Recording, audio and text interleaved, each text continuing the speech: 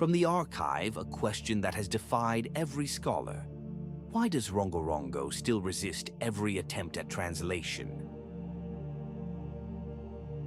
Far out in the Pacific lies one of the most isolated inhabited places on Earth, Easter Island, known to its people as Rapa Nui. It is famous for its towering stone moai, but it hides a subtler mystery, one carved not in stone, but in wood. In the 1860s, European missionaries and traders arriving on the island found wooden tablets covered in row after row of tiny carved signs. They called this script Rongorongo. Nothing quite like it existed anywhere else in Polynesia. Only 26 Rongorongo tablets are known to survive anywhere in the world, scattered across museum collections. Each is a fragment of something once far larger, a written tradition that has almost entirely vanished. The script itself is built from roughly 120 distinct signs, figures of humans, birds, plants, and tools recombined in endless variation, and it is read in an unusual way. The lines alternate direction. You read one row left to right, then flip the tablet upside down to read the next, a back-and-forth pattern scholars call boustrophodon.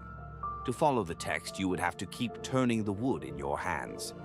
The tablets were carved from local Toromiro wood or from driftwood, worked with obsidian flakes or the sharp edge of a shark tooth. Radiocarbon dating on several pieces has confirmed their age. These are real objects, patiently made, not a modern invention. And here the mystery deepens. There is no bilingual inscription, no Rosetta Stone, nothing that pairs Rongorongo with a language anyone can already read. Epigraphers agree. The key that unlocked Egyptian hieroglyphs simply does not exist for this script.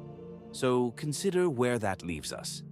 A unique script, 120 signs, 26 surviving tablets, and no one alive who can read a single line. Stay with me. What happened to the people who could? The answer is a tragedy. In the 1860s, Peruvian slave raids struck Rapa Nui, carrying off hundreds of islanders. Waves of disease followed. Within a few devastating years, the population collapsed. By some accounts, roughly 95% of the people were gone. Among the dead were the people who mattered most to our mystery. According to eyewitness accounts from islanders, the last fluent readers of Rongorongo died in that decade. The knowledge of how to read the tablets went silent with them. That timing is cruel.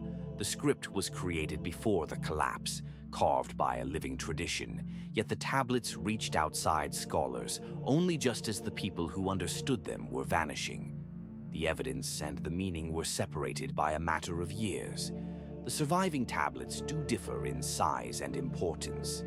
The greatest of them is not a flat board at all, but a wooden staff, the Santiago Staff, held today in the Museo Nacional de Historia Natural in Santiago, Chile. The Santiago Staff carries over 2,300 glyphs, the longest continuous Rongorongo text known to exist. If any single object holds a complete message, it is this one. And still, no one can tell you what it says. A companion piece, the small Santiago tablet, sits in the same story of scattered survivors. Together, these fragments are our entire library, a handful of boards standing in for a whole vanished way of writing. So, what could the glyphs actually record? Here, scholars split. One reading sees genealogy, long lists of names and lineages, the ancestry of a people who raised the moai.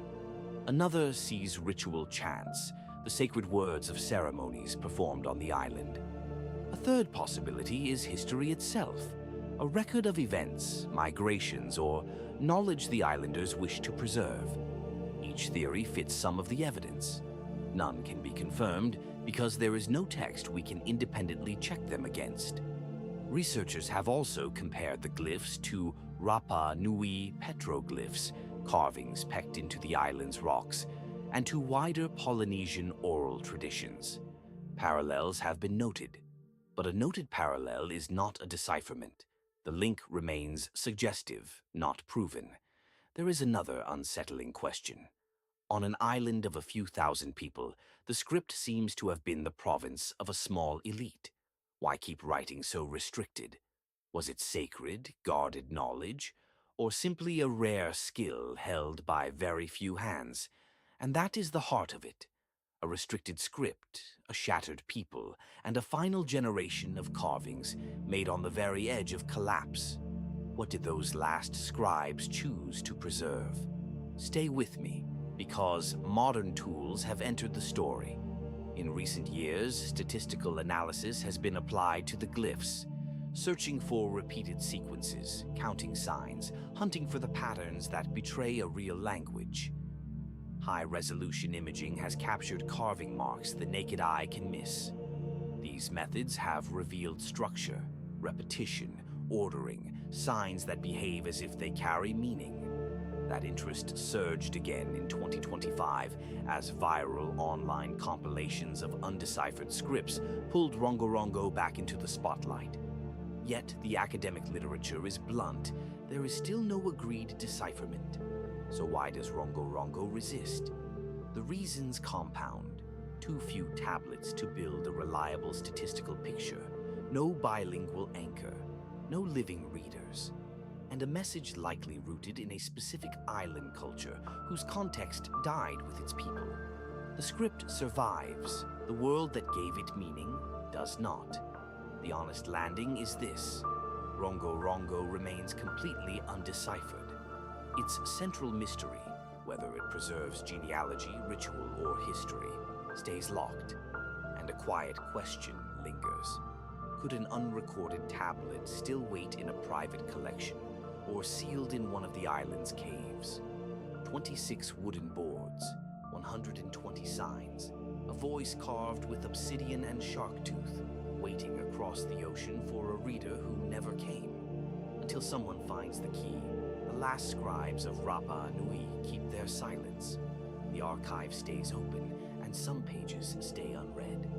Watch next for other Pacific mysteries, and subscribe for weekly deep dives into the unexplained.